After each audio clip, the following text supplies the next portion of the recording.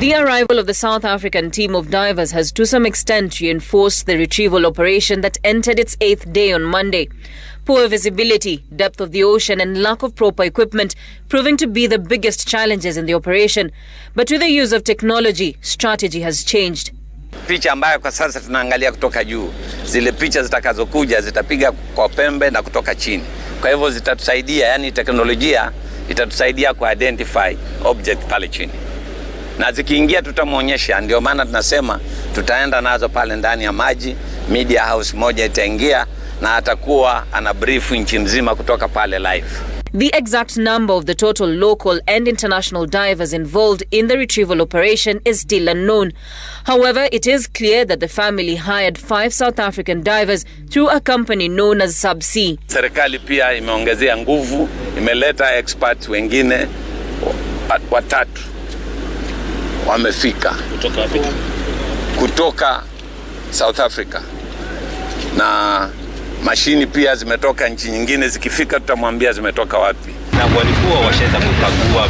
With media teams being kept 300 meters away from the scene after the military took over the operation, the team of divers expect to receive more technological equipment that is set to arrive in the country Monday night. Raquel Mugai, Citizen TV. All right, so that's the latest news as far as that search is concerned. I believe today is day 10, if you're to count Sunday as the first day. And a family is still waiting for their loved ones. They have not been successful, but you see a boost from South African drivers as well as the chairperson of the Kenya Ferry Services by the name Dan Mwanzo saying there that they're going to deploy more sophisticated technology to help in the retrieval. But there are those challenges that they've been talking about. I don't know what your initial thoughts are in as far as this tragedy is concerned, even as we look for a solution. I think what has happened, it's a sad time for the family and my heart goes out to them. But what we should be asking ourselves as a country is something has gone terribly wrong. If we cannot rescue 1 motor vehicle and 2 persons, our Navy cannot do it, then do we have a Navy? That's the question we should be asking ourselves. Because this is it's a very simple operation. Imagine now if we had a cruise ship with thousands of people sinking off the coast. And that's the kind of things the Navy should be dealing with. So if they can't deal with this one, that's frightening. And remember, this is in a channel. It's not in the high seas. So if our Navy cannot... Though they say that the channel is very challenging because it has to be deep to allow for passage of ships. And so they're saying that because of the terrain down there, the murky waters, it becomes difficult for them to even sight it using cameras. No, just look at... technology has been brought in from South Africa, the camera that has been put under.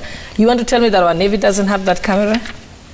Because think about how much money we put into our Navy and into our military. So it just shows that they don't even have the most basic equipment. Right. That even a private person coming in from Sweden had, and our Navy doesn't have it. So what exactly do they use the budget that is allocated to them to buy? Honorable Wanga, when a Kenyan who is trying to mourn their loved ones, trying to be consoled rather after losing 2 people, and having to then put aside 2 million Kenyan shillings to get divers, all 5 divers from South Africa, whether that money came from them, well-wishers, or Governor Joho, as also we're being told. The whole point is, what does this say about our nation when a family has to get divers from South Africa at the expense of 2 million to look for loved ones lost in the Likoni ferry? What does that say about Kenya? Well, I think, first of all, let me give my very deepest condolences to the family. I think the family, should never have to invest in private mechanisms to retrieve their loved ones. I think this should be really government. But family, at this point, I think the family wants to try everything. And we want to thank Governor Joho for giving that contribution to bring in the divers, because if it was your family, if it was any family, you want to make sure, you want to never think that you never did everything you could to retrieve the bodies of your loved ones. I think that is why they put in many. But I think there's a big failure. I think it's a big failure. on the part of government. Should that fund have come from Governor Joho, or should there already be an emergency fund for disaster response? Why does it have to come from the governor? Why does it have to look like a donation? I think there should be an emergency fund for such purposes, but since already we cannot know whether it wasn't there already, because governor said if you need 2 million to bring your loved ones, let's do it, because at this point we already were at a place where you think things need to happen. But what I'd like to say is, you know, it would have been possible to save the lives of Miriam and Amanda if we had divers on board the ferry who would dive in immediately. Those 20 minutes that the car was slowly, you know, sinking. I think if we had divers on board the ferry and speedboats, you know, ready to come in and go to their rescue, it would be something that would have been done. But once you go down and the explanations that have been given, that the car probably did not go down like this, it probably went across and even went away from the channel and into the high seas, you know. So it's really, I think they're putting their best foot forward, but their best doesn't seem to be good enough. Right. And Elsie, looking at this, of course we can mourn and lament, if that's correct English to use, but then again there has to be the solution moving forward. So the Kenya Ferry Services, we had the Cabinet Secretary in charge of transport, James Macharia, over the weekend saying that they are going to bring in a bridge to be the crossing channel now. They will bring in cable cars that will be done through PPP by an Austria company, and then they're also going to get some more ferries, and there's that confusion. You're getting ferries, you want to phase them out, but you're still doing this other thing. So what, in your view, would be the solution to ensure that you are not here again in the next coming day, in the coming days? Thank you. Allow me first to reach out to the family of Amanda and Miriam. I send my condolences. And for me as a Kenyan, I'm in total confusion because we have had so many disasters in Kenya. You remember we started with the bomb blast, the Israelis came, they helped us and we thanked them. Now this is happening. You can hear the CS talking about all this, but why is it that we wait for this to happen? Then we come out with all these stories, because all the time we even see the Navy. I don't know how I'm going on Mashujaa Day. I don't know how I'm going to look at them in their colorful, so colorful, but what comes out is not actually. We have so many disasters, but we seem to be in a circus. Despite the fact that they say it's a difficult mission for them. Yes, because even I don't know whether to believe what the CS is saying, because this happens and nothing really.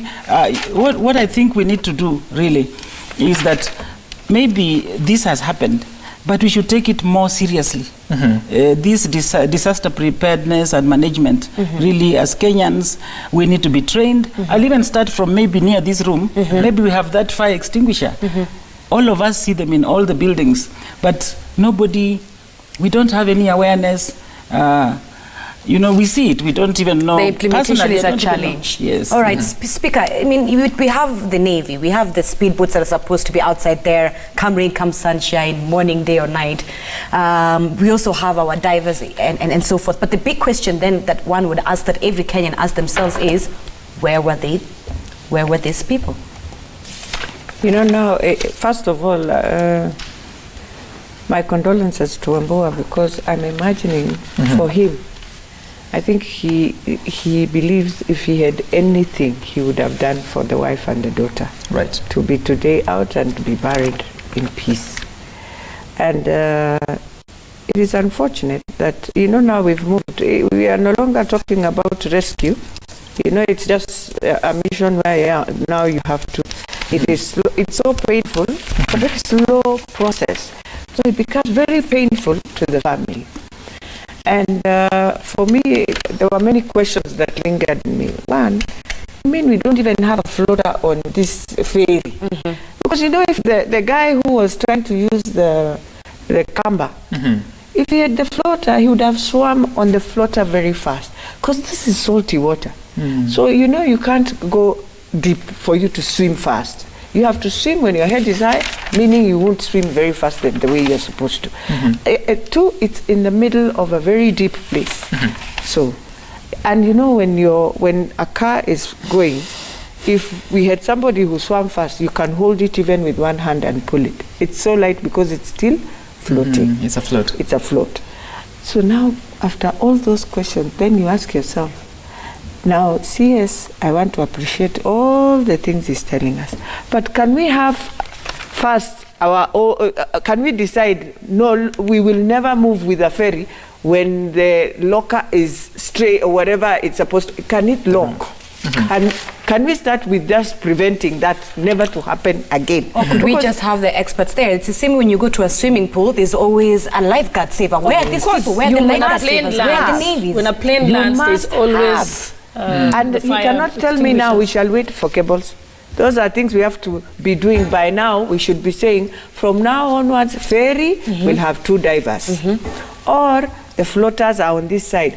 And a person from the ferry creating awareness to Mwanainchi that if you see an accident, because kids are very, get hyper when they want to see. Oh, look at her, even grown-ups, but those Speaker, who have never. But Speaker, so can we first do basic before we now say we will bring the new ferry? Let's have the basics. Let's have somebody we know. Okay. When you are entering the ferry, they have a uniform that shows these are the lifesavers. Okay. This is where you can get the floater. But Sam, Kenya Ferry Services, you know that MD, he shouldn't be in office.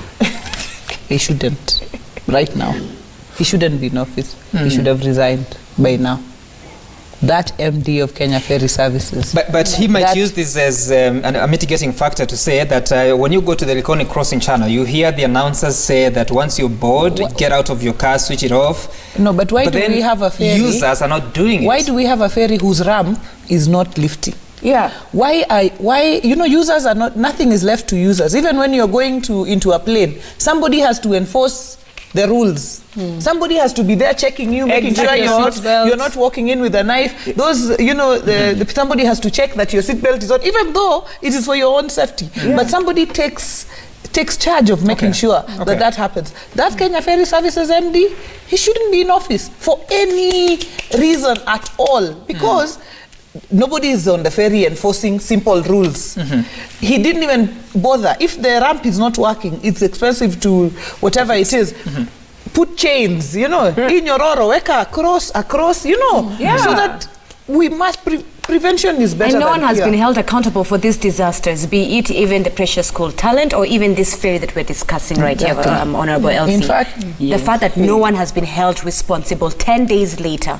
Yes. I think that's why I'm saying that in Kenya, we are in total confusion. Looking even at the ferry, nothing has happened. Just as my sister Gladys is saying, the MD should not be in office. Do you agree, because you agree with Wang on that one? Yes. And you see, you'll find that there are people employed. Actually, Kenyans are earning salary. They're there. But there's nothing, nobody's enforcing. He is the MD. He should be the one enforcing. But there's nothing. The latest statement from Bakari Goa, the managing director of Kenya Ferry Services Limited, was on 6th, that is on Sunday, and he said that as government we are nonetheless confident and hopeful that one of these locations, that is the 4 remaining locations, will return positive results. And he said that we are therefore appealing for patience as the recovery process continues. That is the managing What he director. should be telling us is that we have found out that the security lapse was in the following places. And in future, in order to mitigate that danger, we have undertaken the following security protocols. They should also be telling us who was in charge of maintenance of the building of the vessel. Because I'm sure they have a maintenance department. Right. So who is it who dropped the ball? Because once you begin to make responsibility individual, then organizations begin to work. So there is no way that you have not told me that you have suspended whoever was in charge of maintenance, you have suspended whoever was supposed to ensure that the repairs were done. You have ensured that you have told us who is it, because the buck has to lie with someone at the end of the day. They're not telling us that. Don't tell us about the recovery. Tell us about the recovery. That's one process. But tell us how you're going to deal with it going forward. I want to take a look at it because it's also turning political. We saw Raila Odinga, the party leader of ODM, where Gladys Onga comes from. confusing. That's a mistake. He ordered that something be done to stop the dredging that is happening at a nearby Kenya Ports Authority facility. So let's just listen into what Raila Odinga had to say over the weekend. I want to give an order here that the dredging work should stop immediately, so that those who are working here can work without interference of the kind of debris that are being emitted under the water, which interferes with the visibility under the water here. Well, speaking to the Colonel Lawrence Gituma, who is leading that operation, he will tell you that it's true, the waters are murky, and some of that has been attributed to the dredging that is happening. But there comes an order. I don't know whether, because there have been some members of parliament from the Jubilee Party who are criticizing that, saying he has no standing to issue such orders. What are your thoughts? Who wants to begin? Well, I think that order was on point. Mm-hmm. Because you can see that the dredging, which some Kenyans are asking, what is dredging? Dredging is, deepening of the port area so that vessels can move, without debris at the bottom. So you can imagine trying to dredge, trying to remove, and at the same time trying to continue with the search. Mm-hmm. Of course, part of the reason why the visibility is very low is because of all the debris from the dredging. So that order from the African Union High Representative on Infrastructure is in place. It's in complete order, and I think anybody reading politics in it, it's telling us that they don't care much about whether the rescue effort succeeds. They only care about Raila Odinga saying that I give an order here. Surely they should look beyond that and see that what Raila is saying, is it helpful to the cause of that? Is it helpful to the cause of the search? Yes, it is. And the dredging stopped yesterday. So we hope to see better results today. I take interest in that you say it while smiling. I don't know, what is the place of such an order? I mean, I know he's the African Union High Representative for Infrastructure, but what is the place of such an order? Okay. I mean, legally and in terms of government operations, he cannot make the directive, but he can give a suggestion as a political leader. Mm-hmm. So the suggestion he gave is a sound suggestion. Mm-hmm. I think it's just the wording where he said, I'm giving the order. Mm-hmm. But what he should have actually have said is, I am actually persuading the following institution to ensure that the dredging stops, because that way we are going to be able to improve the rescue operation. So that's the way, it's just the wording of the way he put it, but it wasn't a bad idea. But I think it's just that, yes, he can't make the order. So, Speaker, there's a habit. There seems to be a habit in Kenya where there's a disaster that turns out to be political. Be it the ferry, be it Solai Dam, be it what we saw with the Precious School. And there's a term that is coined around this for our politicians, be it the CSs, be it women rep, be it our governors, be it whoever you want to within that political system. Disaster celebrities, because we wait for disasters to happen, we rush to that community, to that scene, make false promises. I'll take, for example, the Precious School.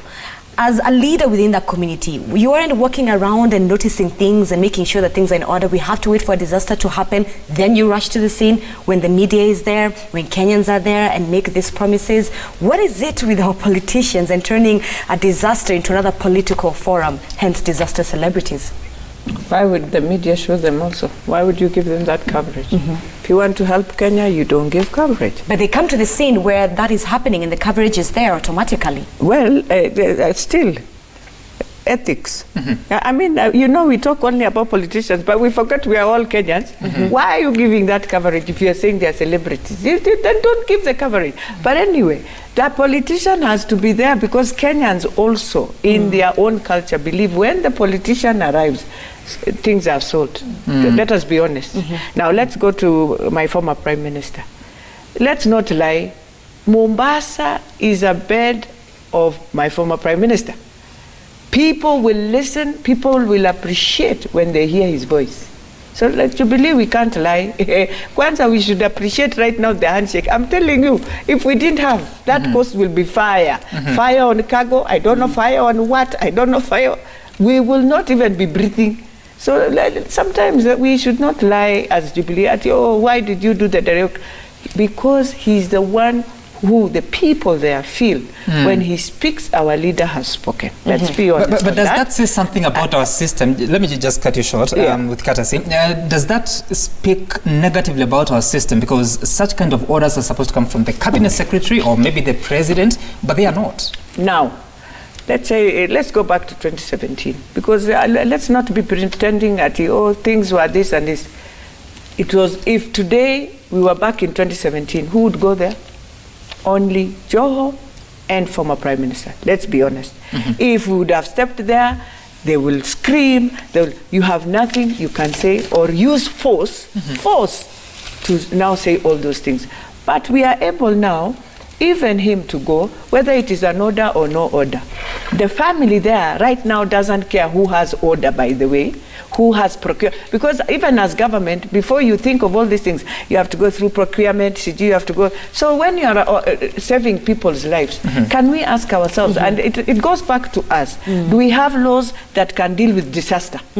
So because by the time you procure, you want to procure the machine, you want to procure what, even the one that is in Kenya, you are going through procurement. So we must go back and ask ourselves, do we have laws that deal with disaster in Kenya? Secondly, as you said, as leaders, fine, the one for the ferry is very unfortunate, because no leader in their mind, let's leave now the school, no leader in their mind will say, because you'll see, you have the Navy. You can't believe on that ferry they can have an accident where you can't see a very quick rescue operation, honestly, because the Navy is just there. All right. But now this procurement and turning the back is another issue Kenyans must start also appreciating. Let's get in the thoughts. Let me just finish. That you can't leave something to happen because it is not within my docket, honestly. All right. Those are some of the things the president always says. Teamwork helps to build up together.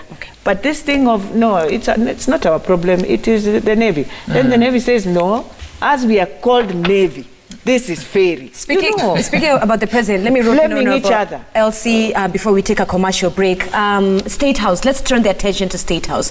State House will probably send a tweet, a condolence message through newsrooms.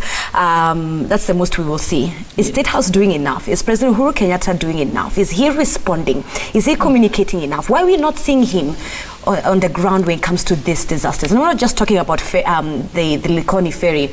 I'm talking about the disasters we've probably had even in this year alone, in the past 2 years. Is State House doing enough? I don't think so. Because as a Kenyan, the way we are saying, you can see we have such a disaster. We are so busy with the disaster and dredging is going on. Honestly, that is being really insensitive to Kenyans. We are all mourning. So I think this comes from what we see. You see, we don't see State House doing enough, isn't it? Because personally, I would have expected my president, now that Mombasa is open to anyone, isn't it? It's not like before. I would have expected my president to be down at that disaster. What does his silence say? Or lack of appearing on the ground in these places where this is happening? Well, I cannot read his mind, but personally, as a Kenyan, looking at my president, I would expect him, even before he comes for that Mashujaa, because he's going down there for that Mashujaa, I would expect him to be down there, empathizing with the people, or even giving, not only the tweet. We need to see something the reality happening. is Uhuru Kenyatta has been absent for a while now. That's the reality. We don't see the presence of the president as we should, and we were used to as Kenyans. Think about it when we come from the Moi era, where we saw Moi all the time. We knew that there was a president working, responding on issues, just so that people feel that he's sensitive about it. The fact that we haven't seen it out on this one, in fact, he should be immediately calling an emergency meeting to discuss what should be done to ensure ferry safety. Because remember, and even to reassure Kenyans, because Kenyans are still going on that ferry. Could it be that all these meetings are taking place but never get reported, so you don't know about them? No. If they can tweet, then they can tweet about the meeting. Yeah, that usually happens. We will know. We get tweeted when he goes to China, or when he goes to the other day, UNGA, in the UN General Assembly.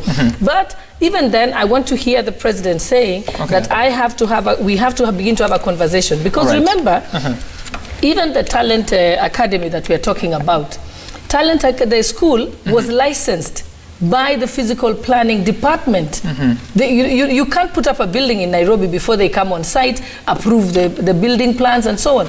So we should, now that this has happened so many times, we have to tell ourselves that we should be looking at a backtrack. In fact, I want to hear the president say what we're going to do about safety in across the sector in our country. Not only the schools, the vessels, the planes, the airports, the buildings, etc. Because it's a conversation we must begin to have as a country. All right, Honorable Shule. Gladys Wanga, I want us to take a look at some SMSs. Then you have 10 seconds before we take a break so that we can wind up on this topic. If we have what viewers are saying on 22422. This is Sir Nixon Mburu Wandugire. He tweets every time. Yes. Don't Kenyan Navy have submarine ships? I can confirm they don't. I think a submarine can perform better than a diver in such a situation. So Kenya doesn't have a submarine in 2019. All right. Let's an SMS. Gary, you're watching from Kiambu. Just like Gary, please tell us your name and where you're watching from. You say, as we blame the government, let the users also adhere to the rules. Must you be forced to go out of your car and you know the consequences? He's taking it back at the users of the ferry services. Someone else says, this is Abel from Eldred. Let this Likoni tragedy be a learning experience that we should train and equip our people with the necessary skills to avert such a tragedy in future. Honorable Wanga, 10 seconds. Yeah, what I'd like to say about President Uhuru has a team. He sent his CS. I mean, his CS has been on the ground. And doing whatever he's doing, and what I in this Likoni situation, for example, I do not know whether President Uhuru would be standing there looking with us, and lamenting with us. I'm sure what he is waiting for is for his team to retrieve the car and the vehicle and the bodies. And then he would move in now to give his condolences and say his team has been successful in ABCD. But if President Uhuru is also there lamenting together with all of us, we would all be looking in shock and wondering, now if the president is here in lamentation, what exactly is should have been there giving directives. So I think not Raila Odinga giving directives. So interesting. In terms of I want to cut it short, allow me to. So interesting that should come from a member of parliament from ODM. And that is coming from a member of parliament from Jubilee. But I'll come back after the break. I haven't finished what I'm saying. Allow me not to allow you to. Let's pay bills first. Let's get a bill, then we'll come back. So let us not have another tragedy. Let's pay the bill. Okay, let's do that. See you in a bit.